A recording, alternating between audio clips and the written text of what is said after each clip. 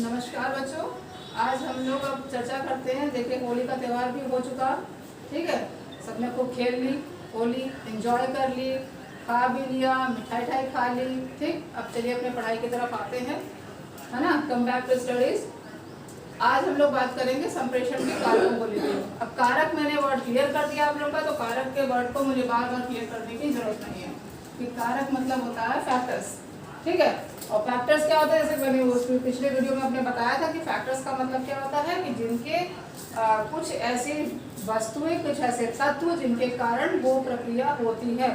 तो वो प्रक्रिया क्या होती है, वो तत्व क्या होते हैं, उनके बारे में आज चर्चा करेंगे कि संप्रेषण के दौरान या संप्रेषण में कौन कौन से तत्व शामिल हैं जिनको हम कारकों के नाम से जानते हैं और उनके द्वारा संप्रेषण होता है, या ये कहिए संप्रेषण में वो सारी वस्तुएं शामिल होती हैं, ठीक। तो सबसे पहले हम बात करेंगे कि सबसे पहले कारक के बाद, जैसे कि हम कहते हैं कि संप्रेषण में वो कारक होते हैं, कारक वो होते हैं जिनके कारण कि कुछ संप्रेषण की क्रियाएं जो होती हैं जिनका अनुकूलन, प्रतिकूलन, जैसे कहते हैं कि किसी चीज के द्वारा उस चीज में, उस व्यवहार में परिवर्तन होना, या सामने वाले व्यक्ति तक जिसके पास आप जिसके साथ संप्रेषण की क्रिया कर रहे हैं उस तक आपकी आपका जो बातें हैं, आपका जो मैटर है वो विधिवत नहीं पहुंच रहा है। जिस तरीके से आप पहुंचाना चाह रहे हैं उस तरीके से नहीं पहुंच रहा है। कभी कभी ऐसा भी होता है कि हम कुछ बातों को हम कहना कुछ चाहते हैं, सामने वाला उसका अर्थ कुछ और निकाल लेता है। वो क्यों होता है? क्योंकि आपके संप्रेषण की क्रिया, जो आपने संप्रेषण उस व्यक्ति के साथ किया है, या तो आपकी बोलने की शैली डिफरेंट थी, या बोलने के शब्दों में कई अर्थ निकल रहे थे, एक शब्द के कई अर्थ निकल रहे थे। तो अर्थ ग्रहण करने वाला कैसा है? जब अर्थ ग्रहण करने वाला यानी कि प्राप्तकर्ता अगर सही नहीं है, तो आप जो देने वाले ग्राही है, वो जो रिसीवर जैसे बोलते हैं, रिसीवर अगर सही नहीं रिसीव कर रहा आपकी चीजों को, तो आप दे रहे हैं चीज को, तो आपका क्या मतलब आपका इफेक्ट वो पड़ेगा जो आप देना चाह रहे हैं। जब आपको रिस्पांस नहीं मिलेगा कि आप वो चीज को समझाना चाह रहे हैं और वो समझ नहीं रहा है, तो क्या होते हैं, आप उसको अपनी बातों को विभिन्न शैलियों में उसको परिवर्तित करते हैं। क्यों? क्योंकि आप ये चाहते हैं कि जो आप समझाना चाहते हैं एटलीस्ट वो समझ जाए, उसके अर्थ कई निकलते हैं। तो उसी प्रकार से हम पहले में अपने आते हैं। पहला हमारा है जिसको कहते हैं संवेग तथा भावनाएं, ठीक है। संवेग मतलब इम्पल्स, भावनाएं मतलब emotions, sorry, impulse and emotions. कहने का मतलब यहाँ पर तात्पर्य क्या रहा है कि देखिए कुछ शब्द ऐसे होते हैं जो अनुकूल प्रतिक्रिया करते हैं, जैसे कुछ शब्द हमारे बहुत अच्छे होते हैं जिनके कारण इफेक्ट अच्छा पड़ता है, ठीक। कुछ शब्द ऐसे होते हैं जिनके कारण इफेक्ट गलत पड़ जाता है। जैसे कभी कभी कुछ शिक्षक ऐसे होते हैं जो छात्रों को एक बार पढ़ाते, दो बार पढ़ाते, नहीं समझ में आया तो फिर बहुत कस के मारते हैं, बहुत कस के पिटाई करते हैं, या अपशब्दों का प्रयोग करते हैं, या फिर उनको इतनी बेकार की पनिशमेंट देते हैं जो उनके शारीरिक, मानसिक उस पर पीड़ा प्रदान करती है उनको। तो उससे क्या होता है, उनके इफेक्ट जो है वो प्रतिकूल प्रभाव डालता है। तो ये सारी चीजें हमारे संवेग और भावनाओं में आती। कहने का मतलब है संप्रेषण की क्रिया जो होती है वो प्राप्तकर्ता के इमोशंस और संवेगों को देख के हमें करनी पड़ती है कि जो रिसीवर हमारा है, जिसको हम पहुंचा रहे हैं, जिससे हम बात कर रहे हैं, जिस छात्र को हम पढ़ा रहे हैं, उसकी मानसिक आयु, मानसिक स्तर किस प्रकार का है, उस प्रकार का लेते हुए माहौल को, उसके इमोशंस को लेते हुए हम उस प्रकार से अपना शिक्षण कार्य करते हैं। या यूँ कह लें कि संप्रेषण की क्रिया हमारी जो होती है उस मुताबिक होती है कि हम अपने शब्दों का चयन जो है कूल, प्रतिकूल, अनुकूल शब्दों का प्रयोग करते हैं, जिसका इफेक्ट जो होता है वो अनुकूलता की तरफ जाए, कूल, ठीक। और प्रतिकूल जो पूरा उससे विरोधाभास में, कि हम कुछ ऐसा, जैसे हम डांटना किसी को चाहते हैं, उसको डायरेक्ट नहीं डांट रहे, लेकिन पास बैठे बच्चे की इतनी ज्यादा प्रशंसा कर रहे हैं कि जो दूसरा बच्चा वो इतना हर्ट हो जाता है कि उसका मानसिक संतुलन खो बैठता है। वो या तो क्लास अटेंड करना छोड़ देता है या फिर पढ़ने का रुचि छोड़ देगा। तो ये सब क्या होता है, ये प्रतिकूलता का व्यवहार जो हम करने लगते हैं छात्रों के साथ, उसके कारण होता है। ठीक है, अब हम दूसरे पर आते हैं, पारिस्थितिक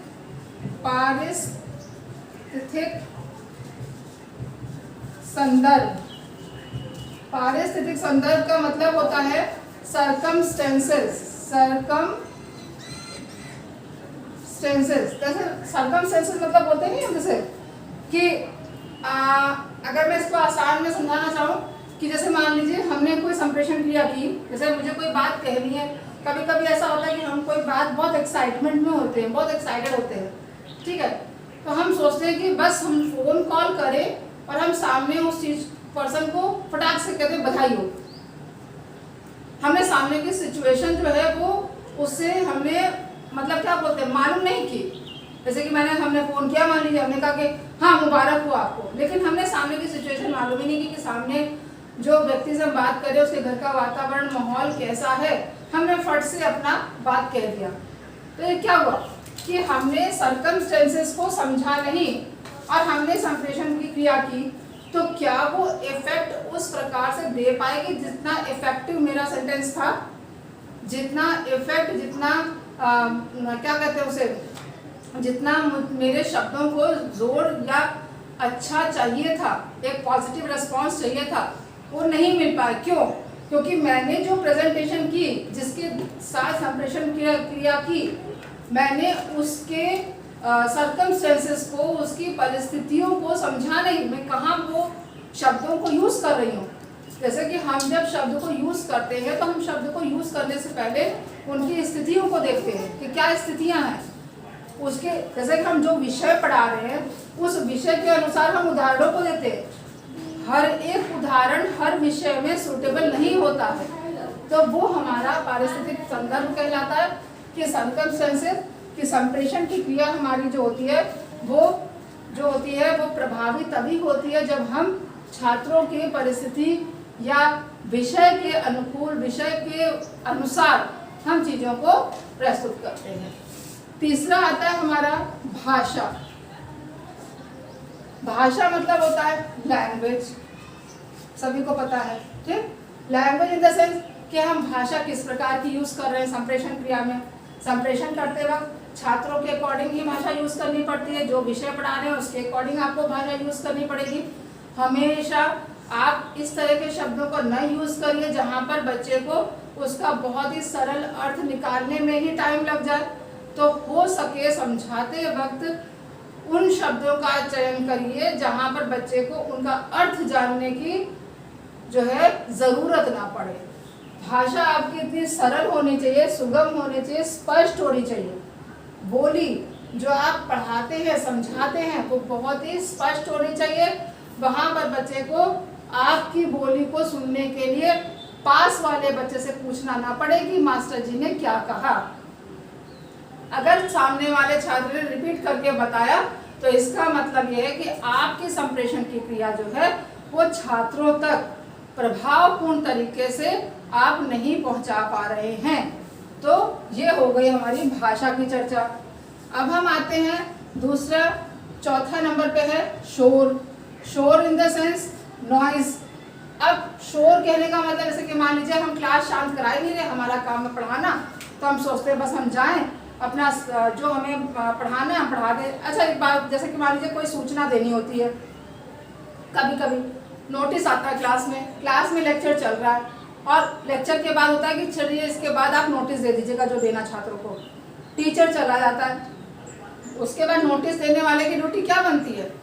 सबसे पहले क्लास को शांत करा दे, शांत कराने के बाद उसके नोटिस की चर्चा करें कि वो क्या नोटिस देने वाला है, क्या सूचना प्रदान करने वाला।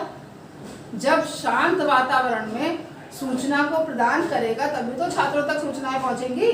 और वही अगर शोर शराबा, क्लास में बच्चे चिल्ला रहे हैं, पीछे की बेंच के बच्चे हुड़दंग मचाने के, टीचर तो चले गए, अब जो बता रहे बताने दो, या फिर आपने आप आए क्लास में, आपने बोर्ड में जो इन्फॉर्मेशन सूचना थी वो ब्लैक बोर्ड पर लिख दी और चले गए कि जिसको पढ़ना होगा पढ़ेगा या अगला टीचर आएगा वो पढ़ के बता देगा। तो क्या ये आपकी ड्यूटी हुई? ये नहीं हुई। शोर को पहले शांत करेंगे, क्योंकि शोर के कारण भी आपकी संप्रेषण क्रिया जो है वो बहुत ज़्यादा इफेक्टिव होती है। तो शोर में संप्रेषण क्रिया प्रभावी कभी नहीं हो सकती है। तो वहाँ पर आप नॉइस को शांत करते हैं, किसी भी प्रकार के शोर शराबे को जब शांत कर लेते हैं उसी के बाद में संप्रेषण क्रिया आपकी अच्छी होती है। अब आता है अगला हमारा रुचि का अभाव। रुचि का अभाव जिसे कहते हैं lack of interest. Lack of interest, lack of interest मतलब कमी, अभाव मतलब होता है कमी। रुचि का अभाव जैसे कि मान लीजिए कभी कभी हम ऐसा होता है कि हम पढ़ाते हैं या संप्रेषण क्रिया करते हैं छात्रों के साथ, या कभी कभी आपने देखा होगा जैसे कुछ हमारे यहाँ कुछ लोग होते हैं, कुछ दोस्त हमारे ऐसे होते हैं, या सर्कुलर में हमारे ऐसे होते हैं, या टीचर्स में ही ऐसा होता है कि कोई टीचर ऐसा पढ़ाता है कि हम उसको लगातार सुनने के लिए तत्पर रहते हैं, हम सुनते हैं, इवन हम बातचीत बंद कर देते हैं अपने आप, जबकि टीचर कहता भी नहीं कि शांत बैठो या चुपचाप बैठो। लेकिन कुछ क्लासेस ऐसी होती जहाँ पर टीचर को बार बार छड़ी या डस्टर को अपने टेबल पर बजाना पड़ता है, ढाप ढाप ढाप करके। क्यों? क्योंकि क्लास शांत रहे। तो यहाँ पर कमी छात्रों की थोड़ी होती है, यहाँ पर कमी टीचर की, शिक्षक की होती है, जो संप्रेषण क्रिया आपके साथ जो है वो सही से नहीं कर पा रहा, इसीलिए आपकी रुचि की कमी आ रही। अगर हमारी संप्रेषण की क्रिया रुचिपूर्ण माध्यम से हम करते हैं, कुछ हम इंटरेस्टिंग वे में करते हैं, इम्प्रेस करते हैं बच्चों को, प्रभावी पूर्ण बनाते हैं, तो अपने आप बच्चे का रुचि जो है वो बना रहेगा। और जब बच्चे की रुचि बनी रहेगी तो संप्रेषण क्रिया ऑटोमेटिक सही हो जाएगी। ठीक है, तो रुचि का अभाव कहने का मतलब होता है कि जब हमारी संप्रेषण की क्रिया नीरस हो जाती है, या यूं कह लीजिए कि हम प्रभावपूर्ण ढंग से नहीं पेश करते हैं, तो उस दौरान छात्रों में या सामने वाले में सुनने का इंटरेस्ट भी चला जाता है। जैसे कि हम कुछ बात को कहना चाहते हैं, कभी कभी होता है, देखिए एंकरिंग जब करते हैं स्टेज पर, तो आने वाले प्रोग्राम की चर्चा एंकरिंग में की जाती है कि अगला प्रोग्राम क्या होगा। तो अगले प्रोग्राम के अनाउंसमेंट अगर डायरेक्ट वो बताता है कि अगला आने वाला प्रोग्राम आपके पास कव्वाली पेश होने जा रही है, तो इंटरेस्ट उतना नहीं रहता। उसी तरीके से लेकिन अगर वो भूमिका बनाता है, पहले कोई बातचीत पेश करता है, उसके बाद वो कव्वाल की कोई बात बता के फिर कव्वाली को पेश करवाता है, तो वो प्रभावी और रुचिपूर्ण तरीके से संप्रेषण क्रिया कर रहा है। तो ये होता है रुचि का अभाव। अब हम कहें संप्रेषण माध्यम की कमी। संप्रेषण माध्यम की कमी, संप्रेषण, अब देखिए संवेदना, भावनाएं, पारिस्थितिक संदर्भ, भाषा, शोर, रुचि का अभाव। छठे नंबर पर आ रहा है संप्रेषण माध्यम की कमी। संप्रेषण जो कम्युनिकेशन कर रहे हैं हम किसके साथ, रिसीवर के साथ, सामने जो है छात्र है, शिक्षार्थी है, या एक्सटर्नाइजर कोई भी है जिसके साथ हम कर रहे हैं।